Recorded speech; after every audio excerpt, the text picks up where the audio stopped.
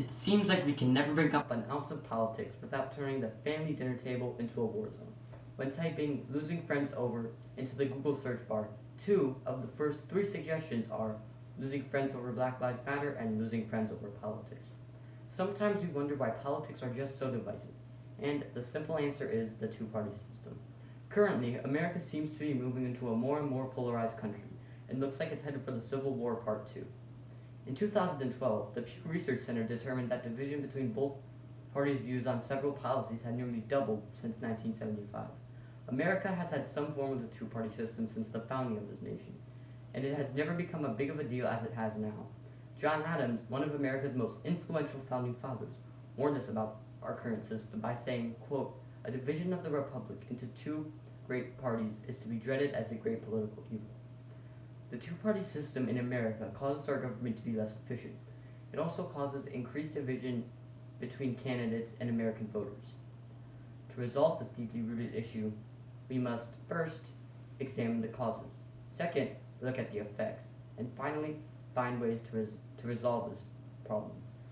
According to an article published by Psychology Today, groupthink is a phenomenon in which people make irrational or poor decisions to conform with their in-group. Out of all of the possible people we would want making irrational or poor decisions, our politicians would be last on the list. Our politicians determine whether wars will break out and how to address global poverty, and even how much water we're allowed to flush our toilets with. It's no wonder that our politicians are as divided as they are. Groupthink is an extremely dangerous phenomenon and has been the cause of so much conflict throughout human history. The "they aren't like us" reasoning is something that directly caused the Holocaust, slavery in America, and many other forms of genocide or oppression. This claim is affirmed by the same Psychology Today article, saying that, quote, "Groupthink can cause one to ignore ethics or morals while prioritizing one specific group, and possibly being the sole cause of death and destruction." One would think that people would learn from their horrible mistakes and do everything in their power to avoid forcing themselves into groups. But unfortunately, our politicians have not been so clever. Not only can the two-party system cause groupthink, it can also lead to a lack of consensus and failure for parties to make compromises. Currently, the Senate only needs a minor majority to pass legislation, meaning that a 51 to 49 vote would pass regardless of what the vote was. This happened very recently in our Supreme Court with Amy Coney Barrett, who was appointed with a 52 to 48 vote. This can cause a party with a very minor lead in the Senate or the House to pass laws as radical and outrageous as they please, and provided they win by a single vote, the law would pass.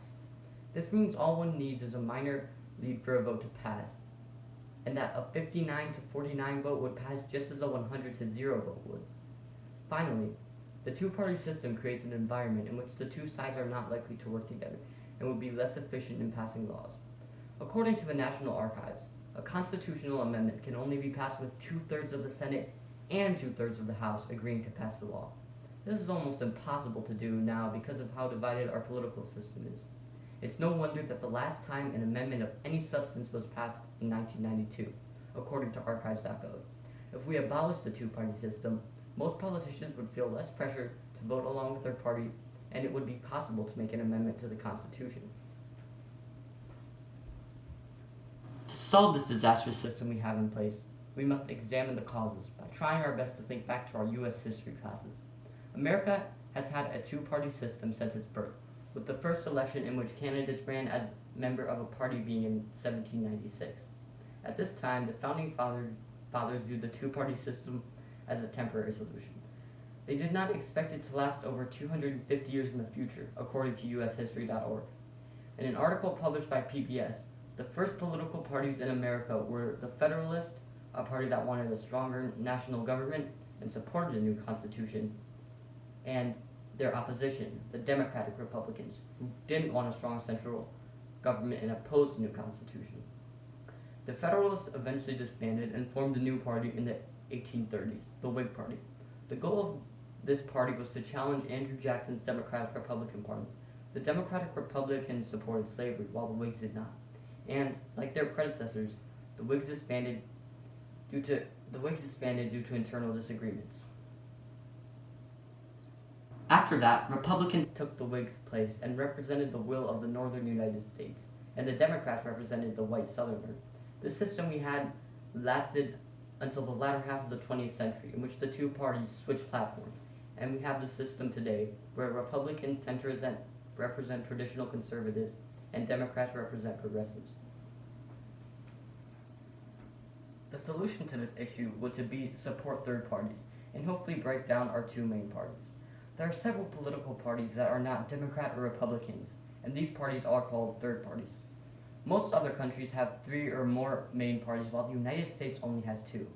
According to Senate.gov, there are only 2 senators that belong to a third party, being Bernie Sanders and Angus King, respectively.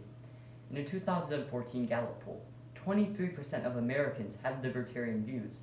However, Garrett Johnson, a Libertarian Party member running for president in 2016, got less than 1% of the popular vote.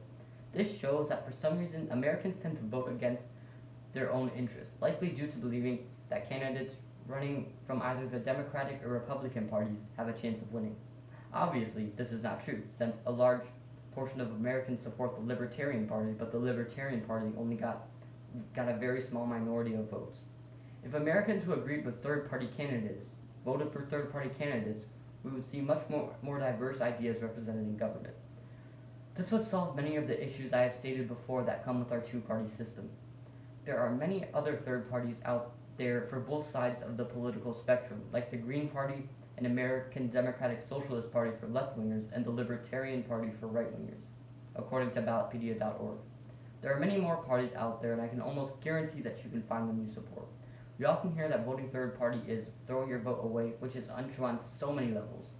Great Britain currently has a functional three-party system, with its most recent party, the Labour Party, being founded in 1900, and taking place as a major third party alongside the Liberal Democrats and Conservative Party. This proves that it is well beyond the possible for third party to find success if enough people choose to vote for it. I encourage you to find a third party you agree with and vote for it. Don't let anyone tell you that it's a wasted vote when it's in fact the opposite. If we all work to change the system, we definitely can do it. So please, next time you're at the polls, take a risk and vote for a candidate who does not belong to one of the major parties. It's about time that we solve this system. In retrospect, I've proven that our two-party system is deeply flawed by providing evidence it causes groupthink, that it leads to a lack of consensus. I've looked at our nation's history to acknowledge the cause and provided examples of third parties that we can elect to represent us. If we all work to change the system, we definitely can. So please, next time you're at the polls, take a risk and vote for a candidate who does not belong to one of the major parties.